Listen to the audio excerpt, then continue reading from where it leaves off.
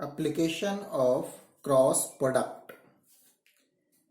First application is to find the unit vector perpendicular to two given vectors. Means already दो vector given हो और हमें find करना है कि इन दोनों पे परपेंडिकुलर वेक्टर का यूनिट वेक्टर चाहिए। इन दोनों पे परपेंडिकुलर हो और यूनिट वेक्टर चाहिए। तो इस तरह से अगर आपको रिजल्ट फाइंड करना है then you have to use cross product. कैसे करेंगे तो देखिए, A cross B, A B sine theta N cap, where N cap is the, N cap क्या है? N cap is the unit vector perpendicular to A and B both. Am I right? And this is what? This is magnitude of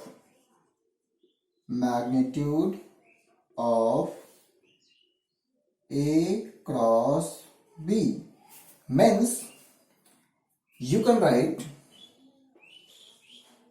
A cross B is equal to A cross B mod and n cap.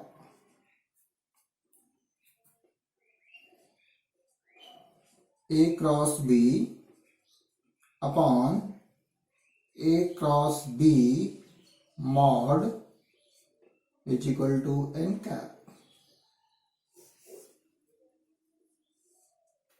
This is the formula. Here n cap is the unit vector which is perpendicular to A and B both. Am I clear?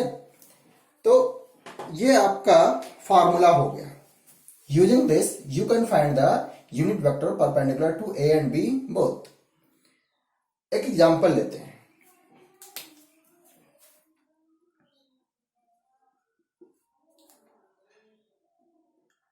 Vector A i cap plus 2j cap plus k cap, B minus I cap plus j cap minus k cap, whatever be. You have to find out the unit vector perpendicular to A and B both. क्या करना है आपको? मैं जो blue से लिख रहा हूं क्या हो जाएगा, यानी एन कैप हो जाएगा A cross B upon mod of A cross B, magnitude of A cross B. कर सकेंगे? हाँ सर, ये तो आसान है। हमें क्या करना है, ए क्रॉस बी कर लेंगे डिटरमिनेंट फॉर्म से, और ए क्रॉस बी का जो रिजल्ट आएगा है ना, उसका मैग्नीट्यूड निकाल लेंगे, आपका आंसर हो जाएगा। ठीक है, ये ट्राई कीजिएगा। तो इस तरह से आप यूनिट वेक्टर फाइंड कर पाएंगे जो ए और बी दोनों पे परपेंडिकुलर होगा। कैसे होगा, मैंने आपको यहां से कॉन्सेप्ट बता दिए कि ए क्रॉस बी का मीनिंग क्या होता था, हमने लास्ट क्लास में पढ़े थे, और उसी को यूज करके थोड़ा सा अरेंज किया गया और एक फार्मूला आ गया। Am I clear? Next,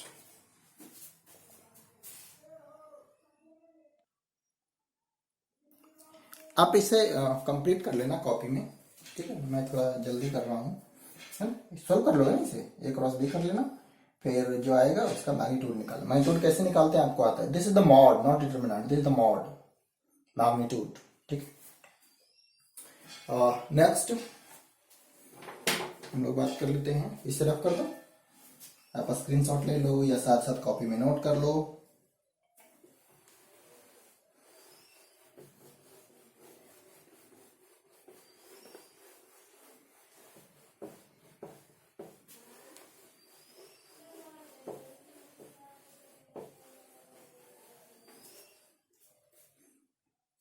second देखिए,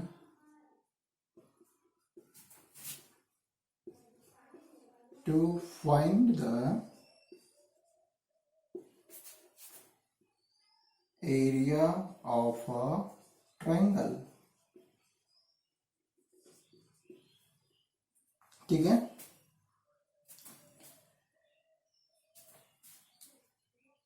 यहाँ क्या कॉन्सेप्ट है समझना। If there are two vector like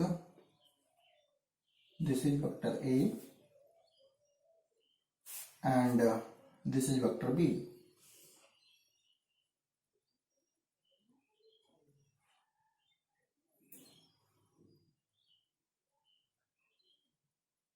this is the angle theta। दो वेक्टर किसी ट्रायंगल का दो साइड हो तो आप जो इनसे ट्रायंगल फॉर्म होगा, थर्ड साइड की लेंथ फिक्स हो जाएगी, तो जो भी ट्रायंगल फॉर्म होगा उस ट्रायंगल का आप एरिया बता सकते हैं यूजिंग क्रॉस प्रोडक्ट। ठीक है, कैसे बता सकते हैं देखिए, पहले तो हम लोग बात कर लेते हैं कि किसी ट्रायंगल का एरिया निकालते कैसे हैं। तो सर ट्रायंगल का एरिया निकालने के लिए हमें तो पहले ट्रायंगल कंप्लीट करें। कंप्लीट हो गया, अब क्या करते हैं, परपेंडिकुलर ड्रॉप करते हैं। मैं बात कर लेता हूं बेसिक से। एरिया ऑफ ट्रायंगल क्या होता है, half base height। This is the formula to find the area of a triangle। We name this O, A and B। Means we have to find out area of triangle OAB। Draw a perpendicular। Here perpendicular is being drawn from vertex B to OA and this is D। BD is the perpendicular। So area of triangle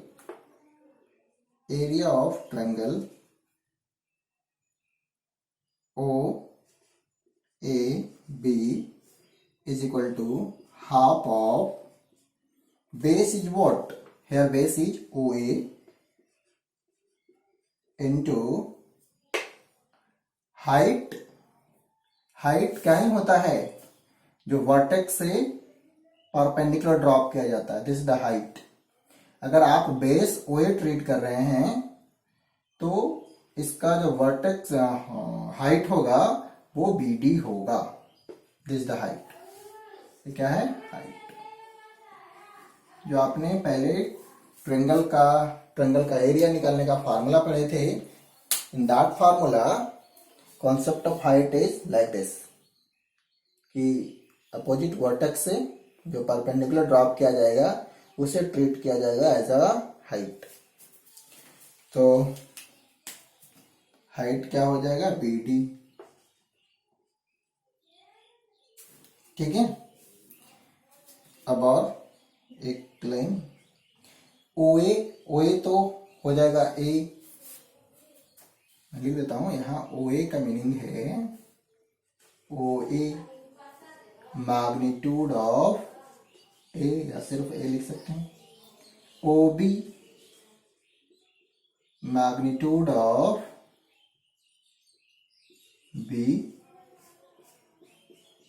या सिर्फ B लिख सकते हैं। ठीक है, अब बात रह गई कि ये हाइट कैसे निकालेंगे। चलो एक बार उसे भी निकाल ही लेते हैं। From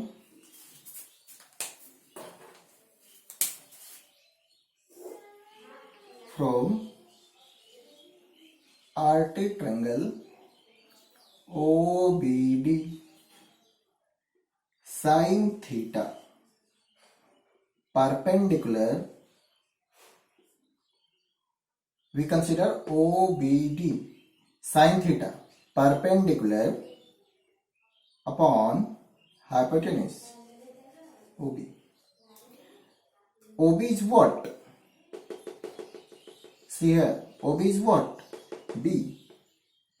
Then you can write sin theta is equal to BD upon B. B sin theta is equal to BD.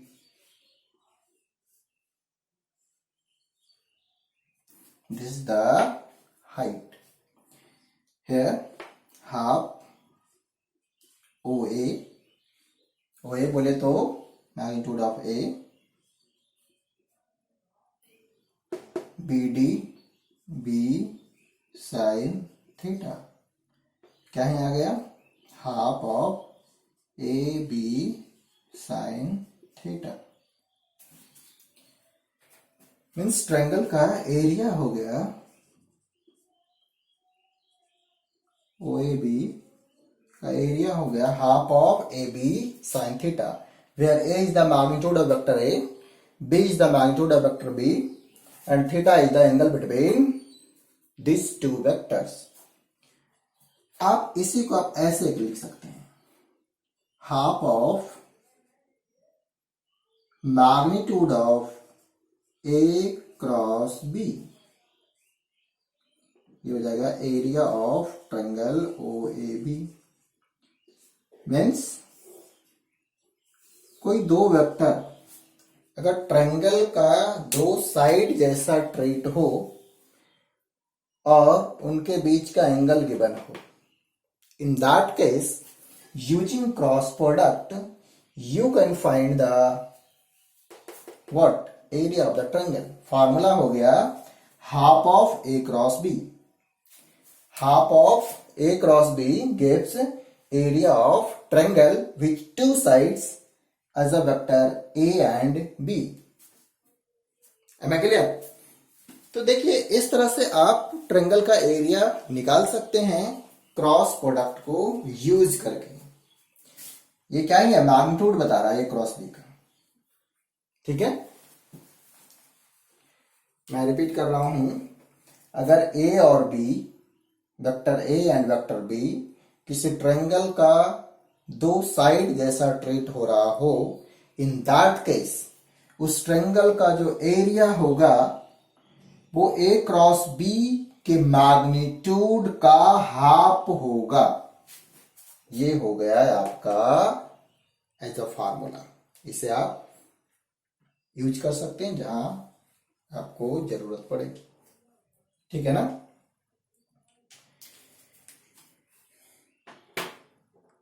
चलिए नेक्स्ट पढ़ते हैं.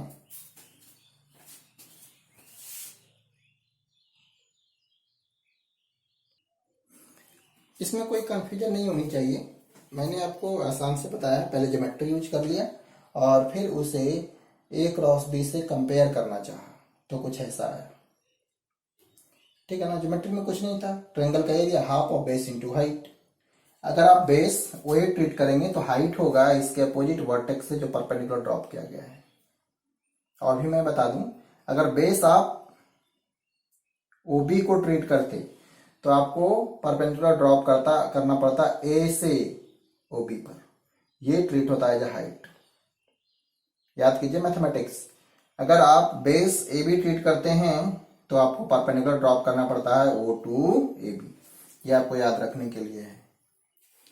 ऐसा नहीं बस कोई भी बेस ले लिए कोई भी हाइट ले लिए. नो, कॉन्सेप्ट सीखिए थोड़ा मैथ्स का भी. ओके, नेक्स्ट देखते हैं कि क्या एप्लीकेशन है. इसे रफ कर देता हूं. देखिएगा थर्ड एप्लीकेशन मैंने बनाया हूं कि to find area of a parallelogram. क्या कॉन्सेप्ट है? If there are two vectors like vector A and vector B,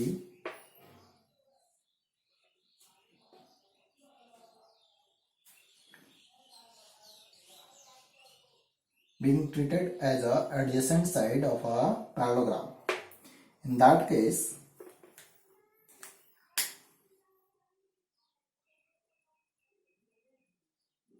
इसे आप ऐसे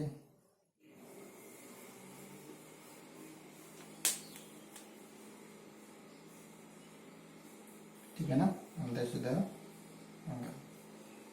जो भी। तो ये पैराग्राम कंप्लीट हो गया। नेमिंग कर दो कुछ, ओ ए बी एंड सी। तो आप अब दो एडजेसेंट साइड जो वेक्टर ए और वेक्टर बी से ट्रीट हो रहा है, इनके बीच का एंगल गिवन है, तो आप इस पूरे पैरेललोग्राम का एरिया बता सकते हैं। तरीका क्या रखना है ये जो पैरेललोग्राम बना, ये वेक्टर ए है, तो जाहिर सी बात है इसके पैरेलल है ये भी वेक्टर जो बीसी है, वो भी क्या ही ट्रीट होगा, एज अ वेक्टर ए। और अगर वो भी वेक्टर बी है, then it will also treat as a vector B. Clear? और मैं इस तरह से एक डायग्राम बना देता हूं।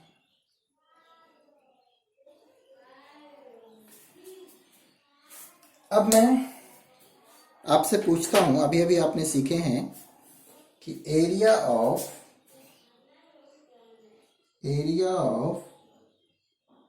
Triangle O A B.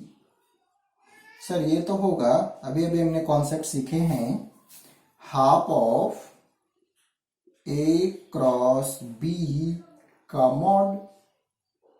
अभी आपने सीखे थे ना कि देखो क्या ही हो गया कि एक ट्रायंगल है जिसका दो साइड दो वेक्टर है, उनके बीच का एंगल गिवन है, तो आप बता सकते हैं कि इसका एरिया क्या बनेगा, this area O A B, it will be half of A cross B. In same way area of triangle A B C, बता दीजिए क्या होगा, ये भी होगा half of A cross B. ठीक है ना, ये भी आपको पता हो गया। सेम वे में ये दो वेक्टर हैं किसी पैरेललोग्राम के एडजेसेंट साइड, बट मैं यहां ट्रीट कर रहा हूं कि एक ट्रायंगल का दो साइड है, वेक्टर ए और वेक्टर बी, ये ट्रायंगल कंप्लीट हो गया। तो इस ट्रायंगल का एरिया तो बता ही सकते हैं, कैसे, ए क्रॉस बी का हाफ। अभी आपने पढ़े थे, जस्ट आपने सीखा था कि किसी ट्रायंगल में दो साइड दो वेक्टर जैसा ट्रीट हो, तो उससे जो ट्रायंगल फॉर्म होगा उस ट्रायंगल का आप एरिया बता सकते हैं। फॉर्मूला होगा कि इनका क्रॉस प्रोडक्ट निकालिए और मैग्नीट्यूड और उसका हाफ कर दो। तो देखो यहां तो आपने सीख गए, क्या यहां अप्लाई नहीं होगा? हाँ होगा, बिल्कुल होगा, क्यों नहीं होगा, ये भी दो वेक्टर है, एक ट्रायंगल फॉर्म हो रहा है, तो यहां भी ए क्रॉस बी करेंगे तो इस पार्ट का ट्रायंगल ए बी सी का एरिया आ जाएगा, आएगा ना। और पैरेललोग्राम में जो डायगोनल होता है उसे दो इक्वल ट्रायंगल में डिवाइड करता है। और यहां से भी देखिए जो ये लिखा गया है वही ये लिखा गया है, मीन्स दोनों इक्वल है। खैर ये तो अलग बात है, बट इन दोनों को अगर जो ऐड कर दें, area of parallelogram O A C B, O A C B, और ये हो जाएगा कितना, ए क्रॉस बी का मैग्नीट्यूड। मीन्स आपने कॉन्सेप्ट सीखे कि दो वेक्टर ए और बी किसी पैरेललोग्राम का एडजेसेंट साइड हो, तो ए क्रॉस बी का जो मैग्नीट्यूड होगा it will give area of that parallelogram. ठीक है ना, यहां जो पैरेललोग्राम बन रहा है ओ ए सी बी, उसका एरिया ए क्रॉस बी के मैग्नीट्यूड से आएगा। याद रहेगा? मैं एक एग्जांपल ले लूं, चलिए एक एग्जाम्पल लेते हैं। एग्जाम्पल यहाँ डिस्कस करते हैं। कलर चेंज करिए।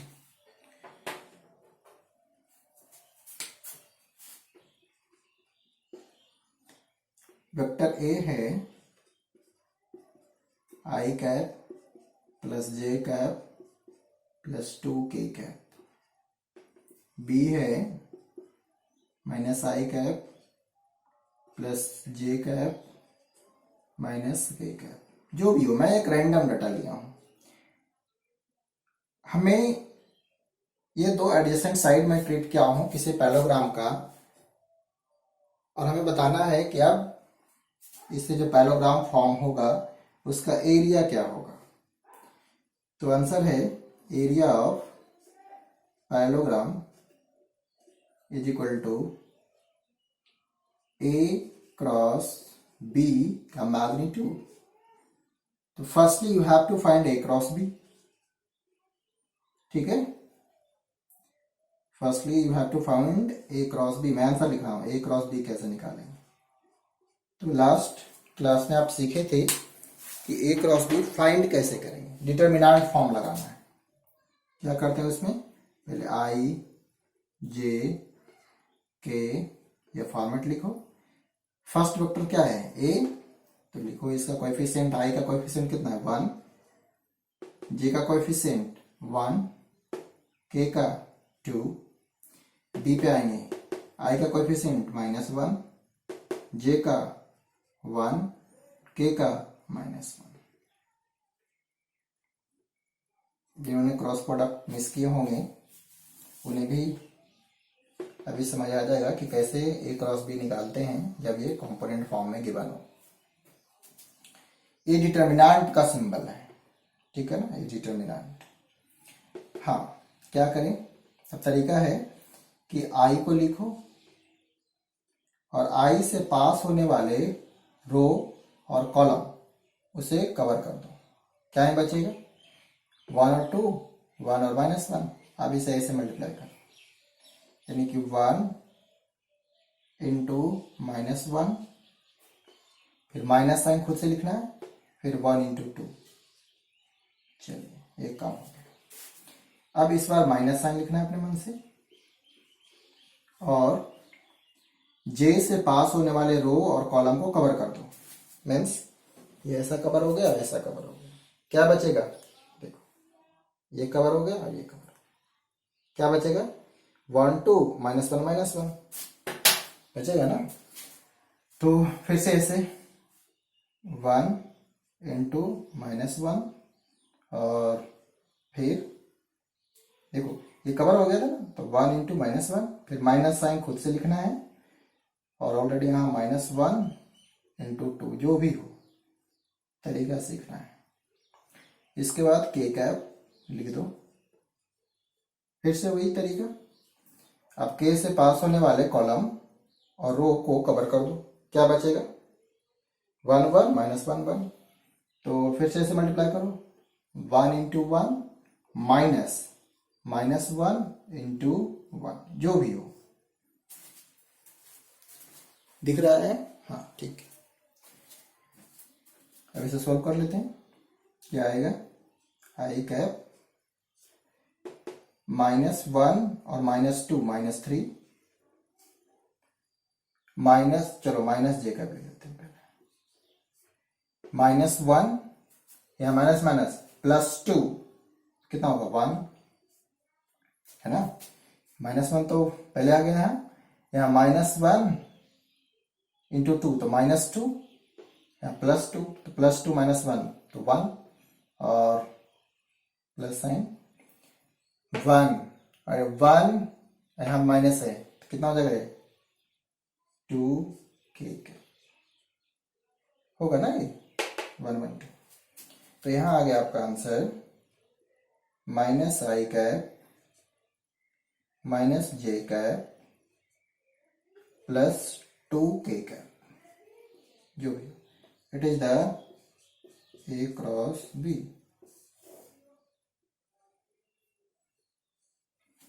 -i cap -j cap plus 2k cap. अब देख लेना, ये तो मैथमेटिक्स से कहीं कोई पार्ट मिसिंग ना हो।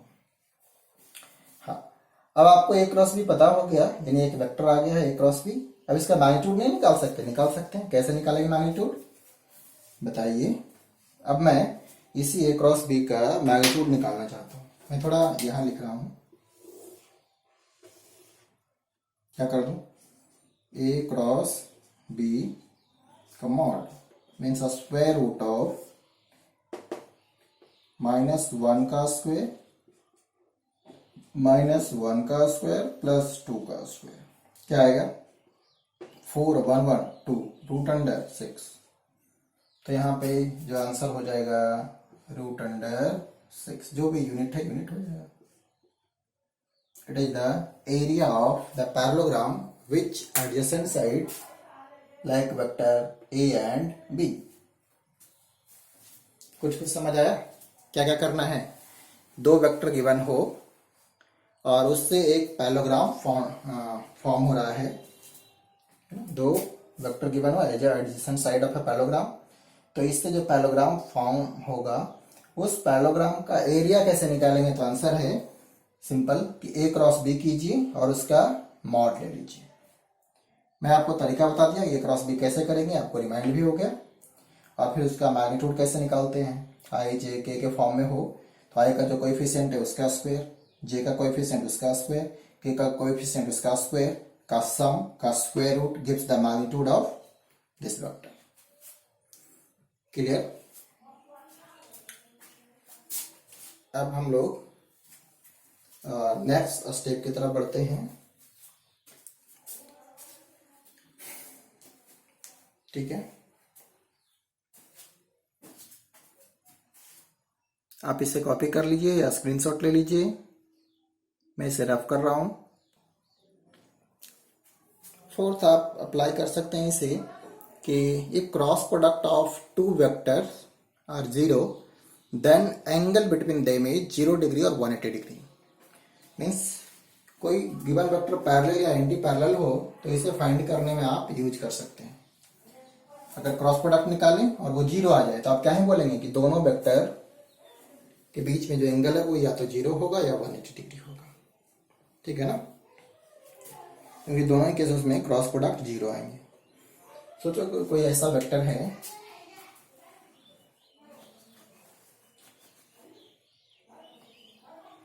मैंने लिखा एक वेक्टर ए है, बहुत ही आसान सा लिखता हूं 2i कैप, दूसरा वेक्टर है और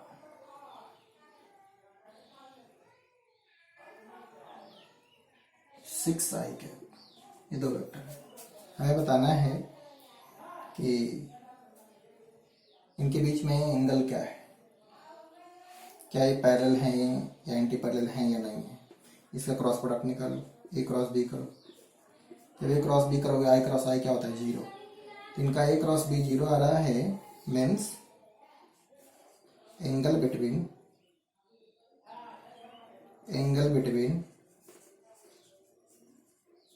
ए एंड बी इज 0 और 180 भी हो सकता है। तो आप ऐसे बता सकते हैं कि वो पैरेलल है या नहीं। कब? जब इनका ए क्रॉस बी 0 आ जाए, इसका मतलब है कि दोनों वेक्टर पैरेलल होंगे, आइदर वो पैरेलल हो या एंटी पैरेलल हो। मीन्स इनके बीच में एंगल 180 डिग्री हो या 0 डिग्री हो। ठीक है, देखो मैं आपको समझने के लिए आसान वाला एग्जांपल लिया हूं, आपको विजुअलाइज हो जाएगा। मैंने एक और वेक्टर लिया ए और ये है कुछ -j कैप और दूसरा है b and it is j cap. आपको समझ आ गया होगा दोनों के बीच में एंगल क्या होगा, 2j कैप जो भी लिखो। हमें बताना है कि a क्रॉस b क्या होगा बताइए। सर a क्रॉस b तो 0 होगा, j क्रॉस j क्या होता है 0 होता है, तो आंसर तो यहाँ पे 0 होगा। इसका मतलब क्या, देखो ये माइनस था, ये ऐसा था, तो एंगल कितना 180 डिग्री। तो इससे आप पता कर सकते हैं कि वो पैरेलल है या नहीं।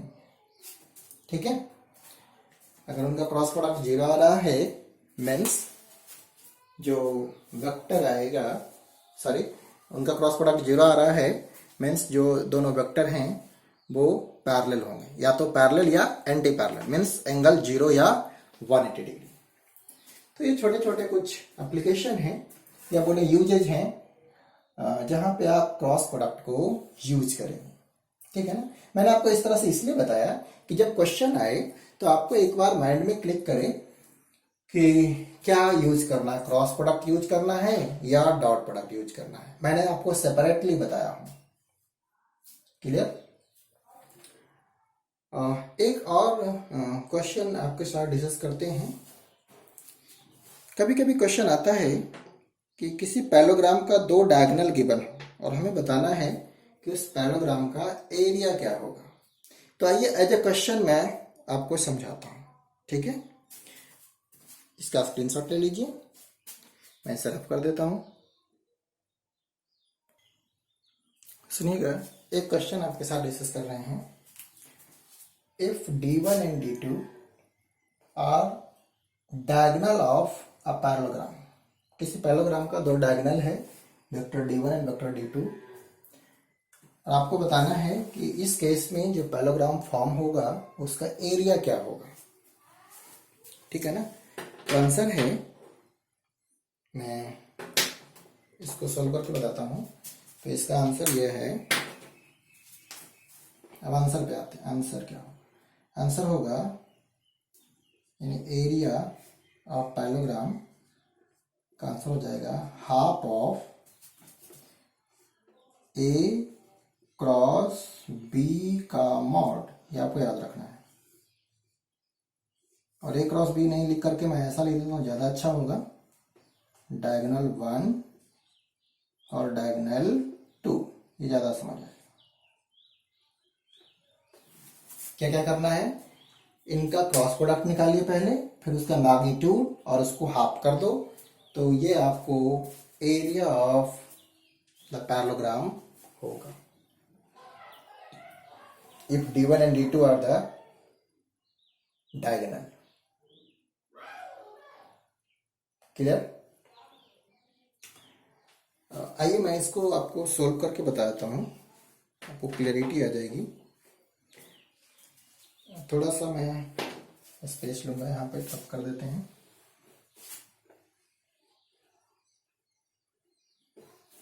ठीक है, और बिल्कुल इसी पे हम लोग प्रोसीड करते हैं।